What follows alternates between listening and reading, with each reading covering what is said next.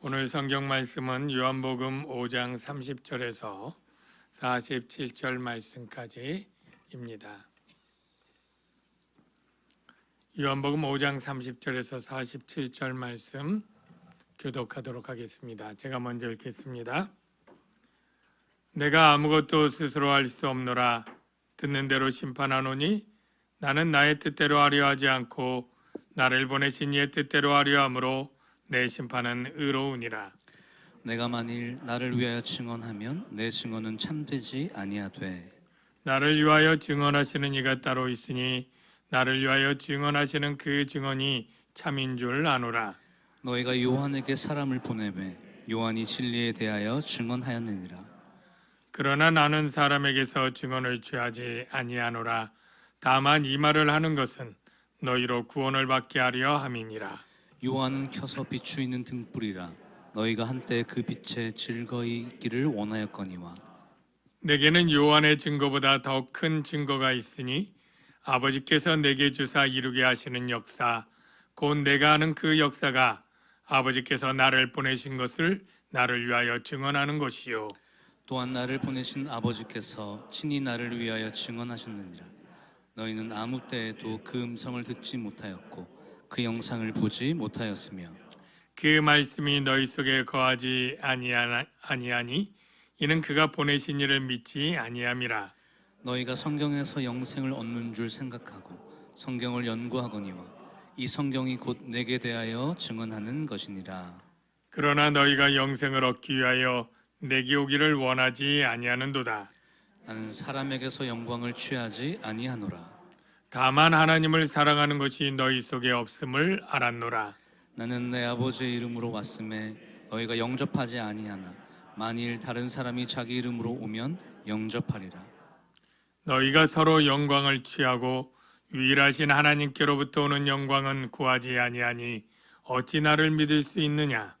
내가 너희를 아버지께 고발할까 생각하지 말라. 너희를 고발하는 이가 있으니 곧 너희가 바라는 자 모세니라. 모세를 믿었더라면 또 나를 믿었으리니 이는 그가 내게 대하여 기록하였음이라. 그러나 그의 글도 믿지 아니하거든 어찌 내 말을 믿겠느냐 하시니라. 아멘. 우리 좌우에 계신 분들에게 사랑합니다 인사하겠습니다. 사랑합니다. 네, 사랑합니다.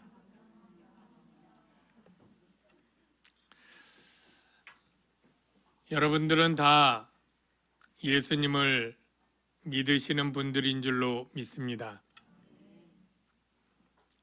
세상에 전도하러 예수 믿으면 구원받습니다라고 믿으라고 하면 나 이미 예수님 믿고 있다. 교회는 안 나가지만 예수님 마음으로 믿는다 하는 분들이 없잖아 있습니다.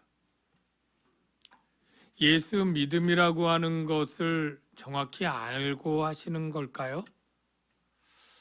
아마 그들은 믿음이라고 하는 것을 예수님이 어떤 사람인 줄 안다.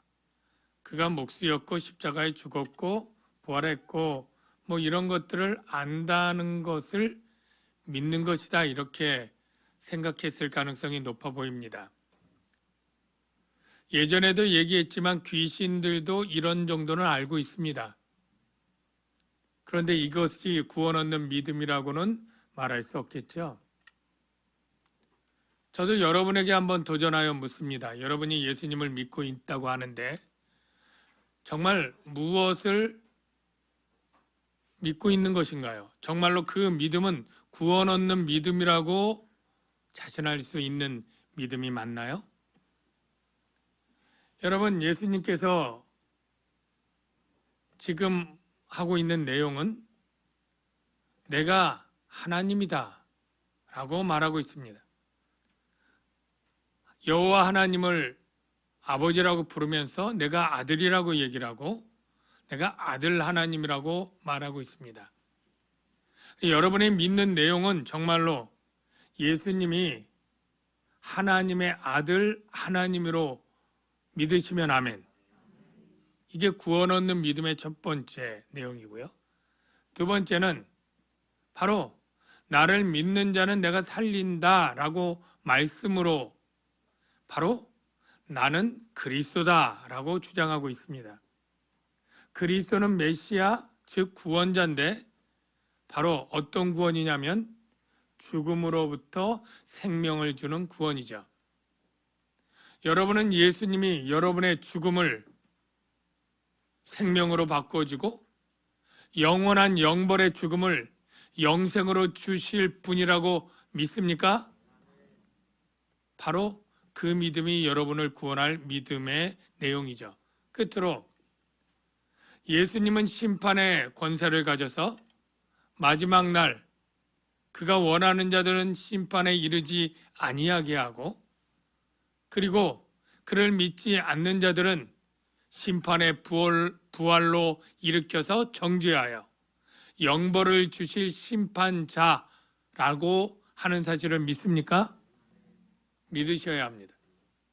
그러니까 우리가 믿는 믿음은 예수님이 누구였고 무슨 일을 했고 이런 것에 대해서 막연하게 성경에 있는 이야기들을 아는 것이 구원 얻는 믿음이 아니고 오늘 예수님이 주장하는 것처럼 예수님은 단지 훌륭한 교사나 종교의 창시자가 아니라 바로 하나님의 아들 하나님이란 것과 그가 하나님이 보내주신 사망에서 구원할 구원자 그리스도라는 사실과 그가 심판의 주권자로서 영생과 영발을 가늠할 판단할 심판자라는 사실을 여러분이 믿을 때 이 믿음이 구원 얻는 믿음인 줄로 믿습니다. 여러분 모두 이 믿음을 가지시길 주의 이름으로 축원합니다. 심판 얘기가 나왔으니까 이 심판이 참 중요하죠. 우리가 가나전에서 마지막 코너킥을 얻지 못하고 심판이 중지했을 때 많은 한국인들이 막 분노하고 흥분했고 벤투 감독도 따지다가 레드카드를 받고 결정하게 되었습니다. 어저께가요, 엊그제 포르투갈하고 승리를 하고 우리는 다시 조바심으로 가나와 우루과이 축구를 보게 되었는데 그 7분간 우루과이가 골을 넣지 말아야 우리가 16강에 올라가는데 페널티 안에서 반칙이 일어나서 넘어지는 일이 있었습니다. 그때 저것을 혹시 페널티킥을 심판이 주지 않을까 조바심하면서 해설자와 많은 국민들이 보았는데 다행히 페널티킥을 주진 않았고 우리가 16강에 올라갈 수 있도록 결과가 되었습니다. 만일 어떤 심판이 그런 때 페널티킥을 주거나 또는 안 주거나 해서 경기의 흐름을 바꿀 수 있는 그러한 중요한 위치에 있고 한데 불이하게 심판을 본다면 억울한 그러한 결과가 나오겠죠. 하나님께서 심판자로 서셔서 누군가에게 불이하게 판정을 해서 영벌을 당할 자에게 영생을 주거나 영생을 얻을 자에게 영벌을 준다면 너무나 크게 잘못되는 일이 아니겠습니까? 유대인들에게 있어서 가장 정의롭고 공의로운 심판관은 오직 한 분이에요. 바로 만물을 창조하고 생명을 지으신 하나님. 여호와 하나님이 생사를 가를 가장 선하고 의로운 재판관이고 심판자이셔요. 근데 예수님께서 지난번에 말씀하기를 그 심판의 권한이 나에게 있고 내가 이제 모든 것을 심판하게 될 거야 라고 얘기를 했습니다. 이게 굉장히 놀랍고 충격적인 일이거든요. 당신의 예수님에게 묻기를 당신의 심판이 의로운 줄 우리가 어떻게 신뢰할 수 있느냐? 라고 따져 물을 수 있는 것이죠. 이럴 때 예수님의 오늘 답변이 30절에 시작되는 것입니다. 내가 아무것도 스스로 할 수 없노라. 듣는 대로 심판하노니 나는 나의 뜻대로 하려 하지 않고 나를 보내신 이의 뜻대로 하려 함으로 내 심판은 의로우니라. 예수님이 변론하기를 내가 심판자가 되어도 내 심판은 의로워. 왜냐하면 나는 내 뜻대로 하는 게 아니라 가장 완벽하고 절대적 의인 하나님의 뜻에 합당하게 하나님의 뜻대로 내가 심판하기 때문에 나의 심판은 의롭다. 이렇게 변론을 하는 것입니다. 그러면서 예수님은 말이 나온 김에 자신이 했던 세 가지 중요한 증언, 아까 제가 믿음의 내용이라고 했던 예수님이 하나님이시고 예수님이 그리스도이시고 영생을 주는 심판자라고 하는 것을 내가 확증할 수 있도록 내가 변론을 하겠다라고 얘기를 합니다. 31절을 보면 그러나 어려움이 있습니다. 어떤 어려움이냐면 예수님 혼자 증언하는 것으로는 참되다고 인정받기에 불충분해요. 내가 만일 나를 위하여 증언하면 내 증언은 참되지 아니하되. 여기서 조금 조심해야 될 것은 예수님의 증언이 거짓이거나 오류가 있다는 뜻은 아닙니다. 예수님의 증언은 언제나 진리고 참되십니다. 여기 참되지 아니하다는 뜻은 법정에서 한 사람이 아무리 참된 증언을 해도 그 한 사람만의 증언으로는 참으로 인정받기에 충분하지 않고 두세 사람의 동일한 증언이 있을 때 우리가 법정에서 인정되는 것 너무나 당연하지 않습니까? 모세 율법에도 그런 내용이 있습니다. 신명기 17장 6절을 한번 볼까요? 죽일 자를 재판에서 사형을 선고할 그런 일이라고 생각이 됩니다. 죽일 자를 두 사람이나 세 사람의 증언으로 죽일 것이요 한 사람의 증언으로는 죽이지 말 것이며, 그러니까 모세 율법도 아무리 강한 주장이라도 한 사람의 증언으로는 참으로 인정받기엔 불충분하다. 그런 의미를 예수님이 직접 얘기를 하는 거예요. 내가 하나님이고 내가 그리스도고 내가 심판자야 라고 예수님 혼자 증언하는 것은 참일지라도 그것에 의문을 품고 불만을 품을 때 참으로 증명하기엔 불충분하기 때문에 예수님이 그러면 내 증언을 도와주고 같이 인정해줄 증언자가 있다. 이제 증언자를 소개할 겁니다. 증언자를 몇 명을 또는 몇 가지를 소환하느냐면 첫 번째로 세례 요한, 이제 두 번째로 내가 하는 놀라운 역사, 세 번째로 성부 하나님의 직접적인 증언, 네 번째로 성경의 증언, 이 네 가지를 이제 설명을 할 것입니다. 그 네 가지 증언으로 내 증언이 참되다라는 것을 지금 논증하려고 하는 것입니다. 그래서 첫 번째 32절을 한번 보십시오. 나를 위하여 증언하시는 이가 따로 있으니, 이게 증언하시는 이는 여호와 하나님을 의미합니다. 나를 위하여 증언하시는 그 증언이 참인 줄 알아나 나를 위하여 증언하는 그 증언이 있어야 내 증언이 참으로 인정받기에 충분한 줄 안다. 그 의미입니다. 첫 번째로 소환한 사람은 요한이에요. 그래서 33절을 보면 너희가 요한, 세례 요한이죠. 세례 요한에게 사람을 보내매 요한이 진리에 대하여 증언하였느니라. 그러나 나는 사람에게서 증언을 취하지 아니하노라. 다만 이 말을 하는 것은 너희로 구원을 받게 하려 함이니라. 요한은 켜서 비추이는 등불이라 너희가 한때 그 빛에 즐거 있기를 원하였거니와.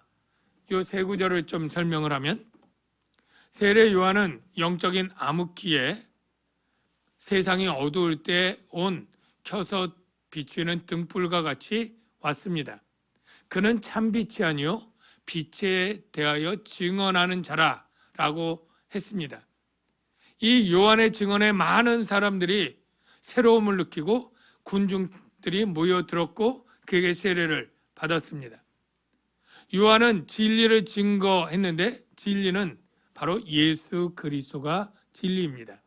구원 진리, 예수가 구원자다. 이게 바로 구원 진리의 핵심인 것이죠. 그래서 이 세례 요한이 바로 예수 그리스도를 증언했다라고 하는 내용은 성경에 이미 기록되어 있는데요. 먼저 잠깐 확인하겠습니다. 요한복음 1장 29절을 보십시오. 요한이 예수께서 자기에게 나오심을 보고 보라, 세상 죄를 지고 가는 하나님의 어린 양이로다 라고 증언을 하죠. 세상 죄를 진다라는 것은 제거한다는 의미라고 말씀을 드렸던 것 기억나십니까? 세상의 죄를 해결하는 하나님이 보낸 하나님의 어린 양이 예수다. 그 다음 구절을 보십시오.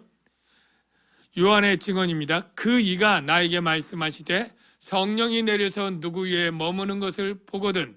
바로 예수님께 성령이 내린 걸 보죠. 그가 곧 성령으로 세례를 베푸는 이인 줄 알라 하셨기에 내가 보고 성령이 예수님의 머리 위에 비둘기같이 내린 것을 보고 그가 하나님의 아들이심을 증언하였느니라.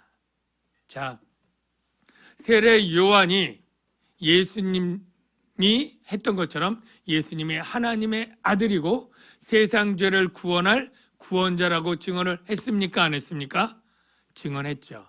그래서 예수님의 증언이 참인 증언이 되는데, 문제는 이 유대인들이 세례 요한을 한때 즐거워했지만 끝까지 즐거워하진 않은 것입니다. 세례 요한이 순교당하여 죽을 때도 그 누구도 애통하고 슬퍼하지 않았고요. 세례 요한이 그토록 증언한 예수님이 실제 왔을 때 세례 요한의 말을 믿었다면 예수님을 구주로 믿고 따라야 되는데, 세례 요한의 말을 들은 많은 사람들이 예수님을 배척했습니다. 믿지 않은 거예요. 마치 비유로 하면 저기 태양을 보시오 라고 손가락을 가리켰다면 사람들이 태양을 봐야 되는데 이 손가락만 본다면 참 아이러니고 우스운 일이 되겠죠. 세례 요한이 하나님의 아들을 보시오 저기가 진리요 라고 말할 때 세례 요한 앞에 나서 재밌고 은혜로운 말씀이다, 특별한 말씀이다 모여 들었지만 정작 세례 요한의 메시지인 예수님이 왔을 때는 예수님을 뒤따라 믿지 않았다는 것이죠. 어쨌든 그것을 책망하면서 세례 요한의 증언이 나를 증언한다 그렇게 이야기를 하고요.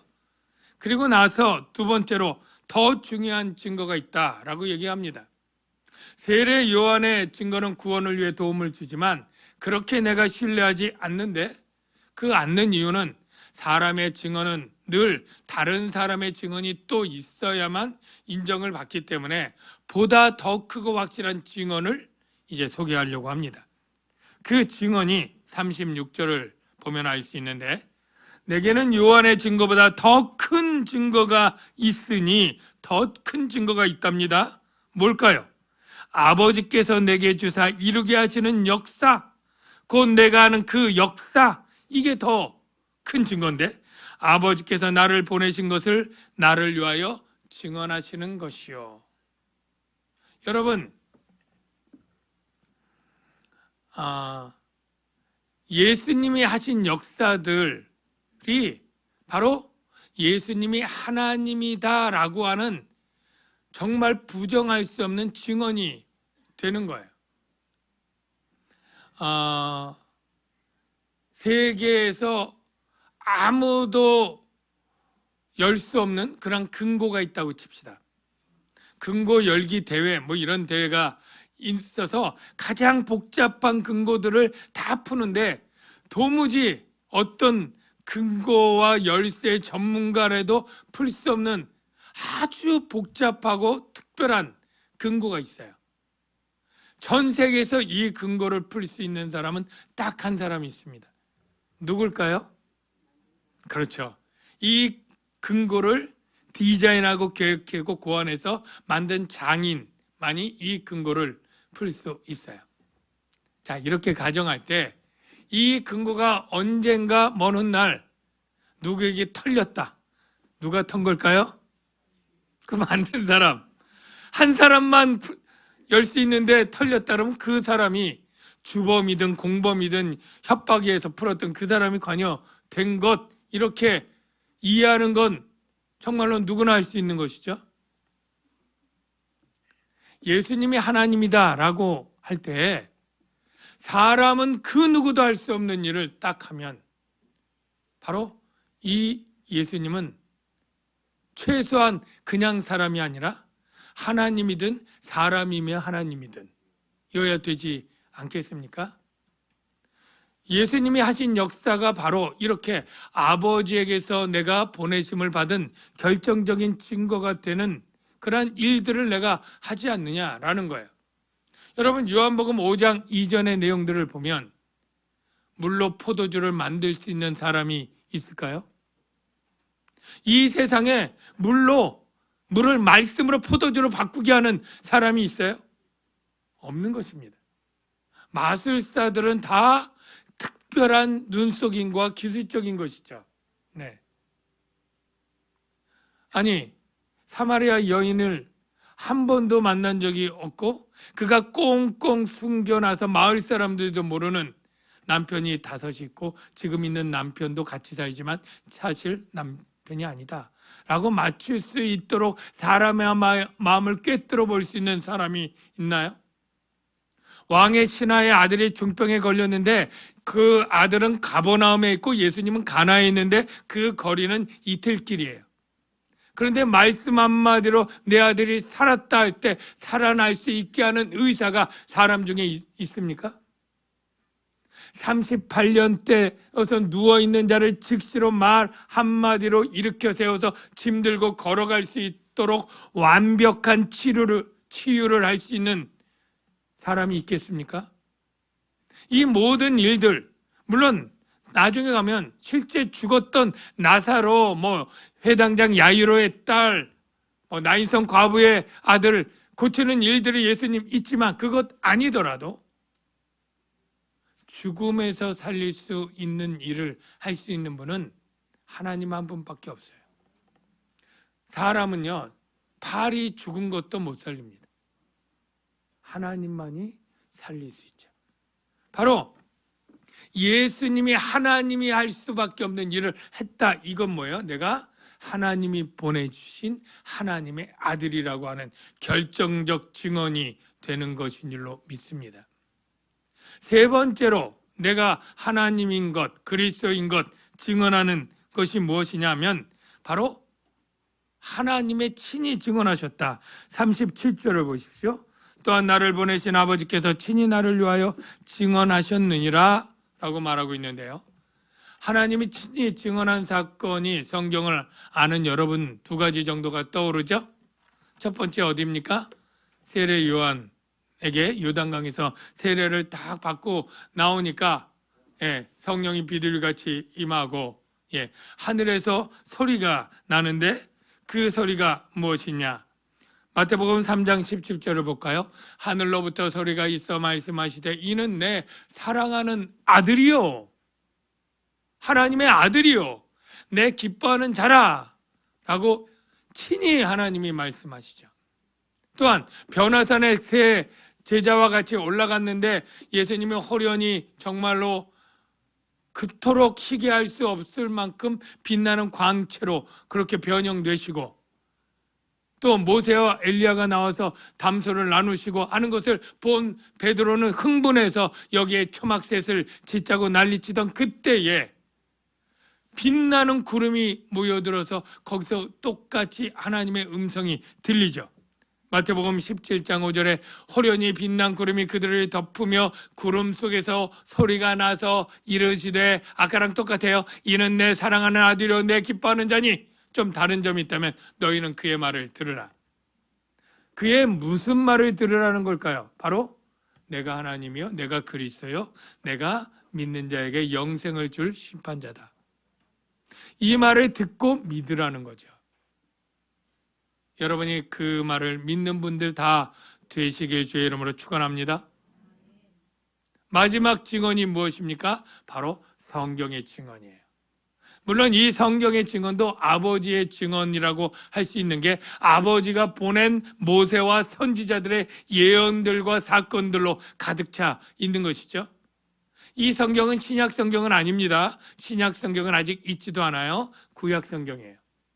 구약 성경은 한마디로 우리가 말하길 뭐라고 표현하느냐면 오실 예수 그리스도에 관한 책이에요. 신약 성경은 오신 예수 그리스도에 관한 책이면 구약 성경은 오실 예수 그리스도. 왜? 이 구약 성경 창세기부터 이 말라기까지 이 모든 성경에 예수 그리스도에 관한 계시가 그냥 흩어져서 풍성하게 있습니다. 창세기에 최초 죄를 지었을 때 여자의 후손이 단수기 때문에 예수님밖에 없어요. 동정녀 마리아에게 난 예수님. 뱀의 머리를 상하게 할 것이요 사탄으로 상징된 뱀의 승리를 할 구원자 예수를 나타내고요.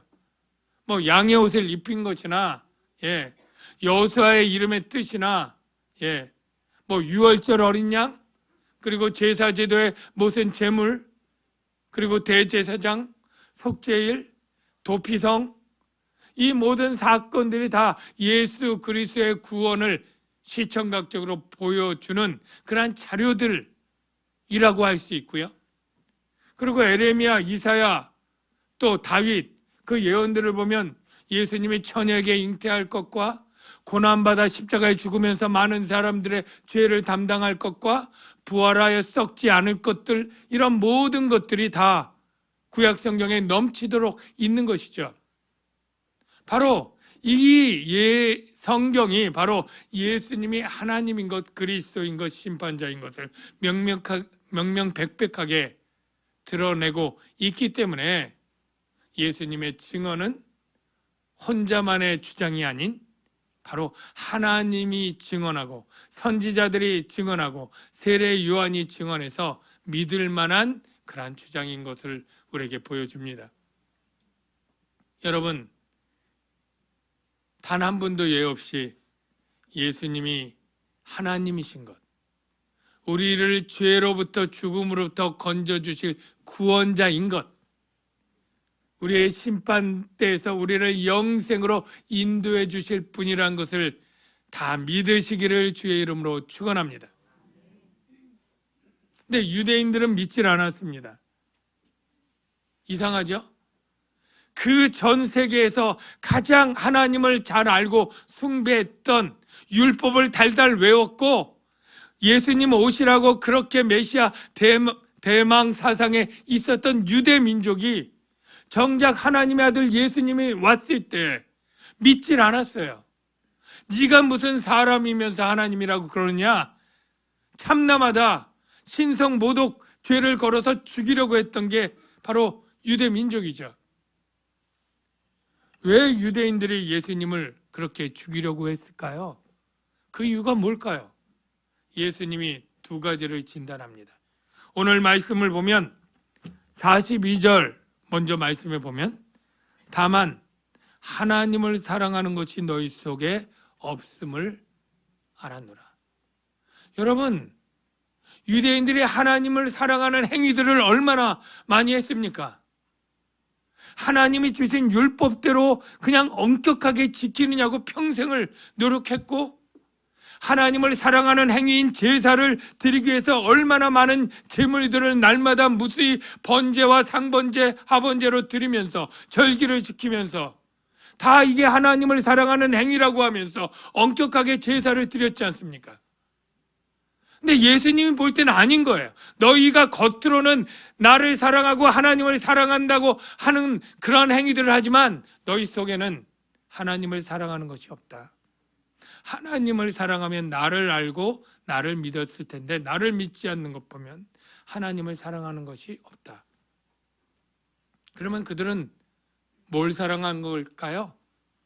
바로 자기를 사랑한 것이고 세상을 사랑한 것이죠. 여러분, 우리가 신앙생활할 때 유대인들처럼 뭐 열심히 뭐 행위들이 있지는 않아요. 그냥 주일날 예배드리고 또 셀도 하고 뭐 성가대나 봉사하고 절기 지키고 뭐 이런 행사들 뭐 열심히 하죠. 그런데 혹여라도 여러분들이 예배와 기도와 헌금과 봉사와 이런 것들은 다 열심히 누구보다 인정받을 만큼 잘하는데 속에 하나님을 사랑하는 것이었고 예수님이 그리스도로 믿지 않는다면 그 무슨 의미가 있습니까? 정말 쓸데없는 것이고 아무 것도 가치가 없는 것이고 가장 불쌍한 삶을 사는 것이라고 바울의 고백처럼 그렇게 평가받을 수 있는 거예요. 우리의 모든 행위의 이유는 바로 하나님 사랑 때문에 나와야 되는 것이지, 그것이 나를 자아 실현하고 나를 사랑하고 내가 세상에 인정을 받는 그러한 다른 여타의 동기들 때문에 이루어지는 일이 아니어야 될 줄로 믿습니다. 또 하나 힌트가 있는데 44절에 보면 너희가 서로 영광을 취하고 유일하신 하나님께로부터 오는 영광은 구하지 아니하기 때문에 나를 믿을 수 없다. 어찌 나를 믿을 수 있느냐? 가장 믿을 수 있는 조건을 가졌는데 너희가 하늘로부터 오는 영광을 구해야 되는데 그건 안 구하고 너희가 사람들끼리 서로 영광을 구하니까 나를 믿지 못한다라는 거예요. 좀 생각해 보십시오. 그들이 사람으로부터 영광을 구하는 일들이 구체적으로 어떤 일들일까요? 뭐가 훌륭합니다. 아주 존귀합니다. 라고 하는 게 뭘까요? 그들은 이방인들로부터 선민이라고 하는 자긍심을 갖고요. 특별히 이 바리새인들과 사두개인들은 종교 지도자들이에요. 랍비로 존경받고요, 제사장으로 존경받고요, 공회원으로 존경받을 때에 그것이 명예가 되고 그것이 기득권이 되어서 많은 부를 거기서부터 얻을 수 있었어요.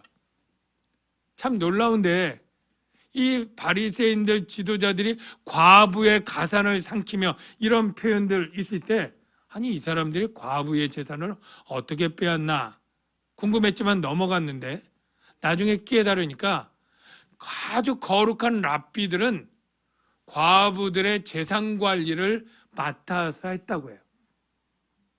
그러면 수임료가 있잖아요. 수임료, 재산 관리. 근데 거룩하고 기도 많이 하는 사람들이 더 많은 과부들의 수임을 받으니까 점점 부자가 되는 거죠. 왜 사람에게 보이려고 기도를 할까요? 내가 이만큼 거룩한 랍비라는 것 보여주기 위해서. 그래서 사람들로부터 영광과 부를 얻는 거예요. 성전 제사가 있어야 나는 먹고 살고 존경을 얻는데 예수님이 성전이 필요 없다느니 제사가 필요 없고 다 성취되는 구원자라고 하는 이런 것들을 받을 수가 없는 거예요. 주님이 말하죠.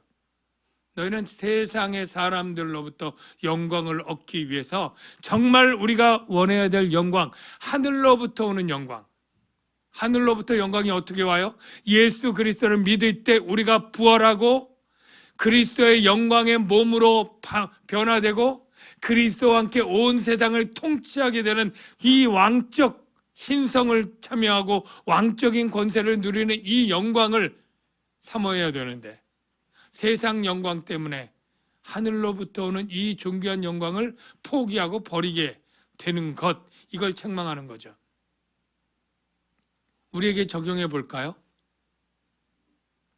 여러분, 우리가 세상에서 영광스럽게 되는 것도 바라고 좋은 일이겠죠, 이왕이면. 그런데 이게 두 개를 갖지 못할 때가 있습니다. 하늘로부터 오는 영광을 선택하려면 세상의 영광을 포기하고 오히려 고난과 괴로움을 당하면서 나가야 될 때에도 여러분이 이 선택을 할 수 있는가?